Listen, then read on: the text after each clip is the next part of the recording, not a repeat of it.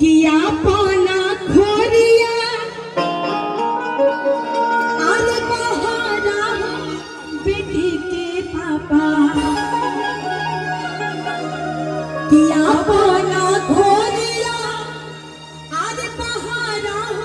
दुल्हन के पापा। जिनका आज तिलक है उनके लिए कि पाई गईला दूल्हा दूल्हा मारा ये लाला पाई गईला दूल्हा दूल्हा मारा आपन खोरिया सजाई दुल्हन के पापा आपन खोरिया बहाराई दुल्हन के पापा पाई गईला दूल्हा दूल्हा मारा ये लाला पाई गईला दूल्हा दूल्हा मारा ये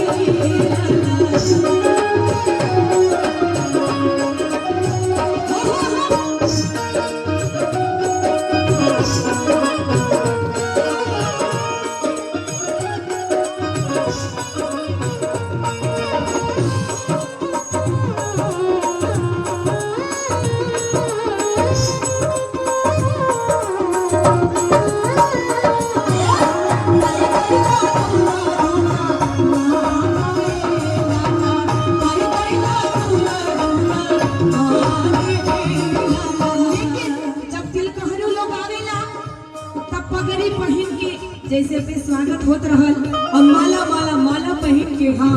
वही सम्मान दादा लोग चाचा लोग पापा लोग स्वागत करेगा वही में चाची लोग गावेला पिया री पागरिया पहने तौरे हो मकन दादा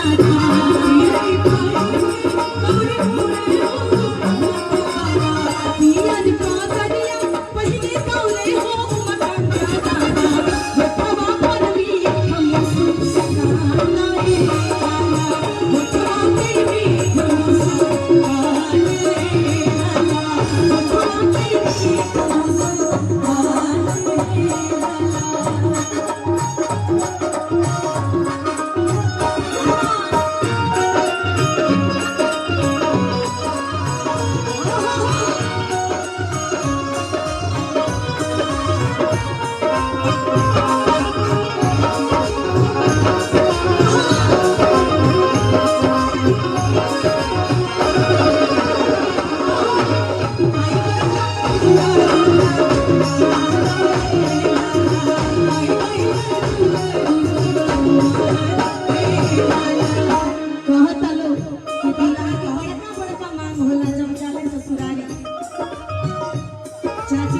लेकिन जब दुल्हा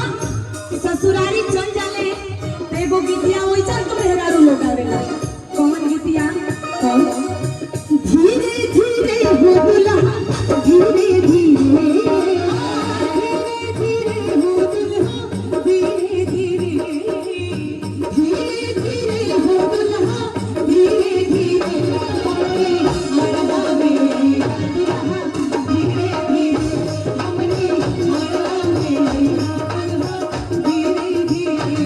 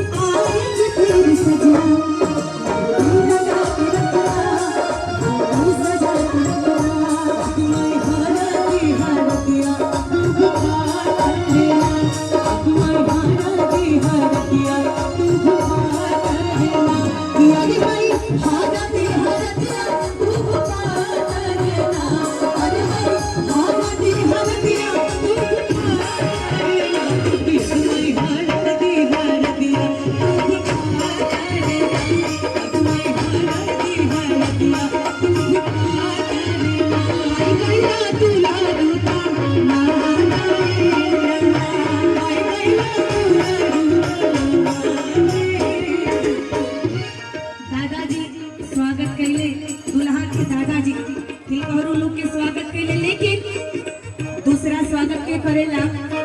दुल्हा के पापा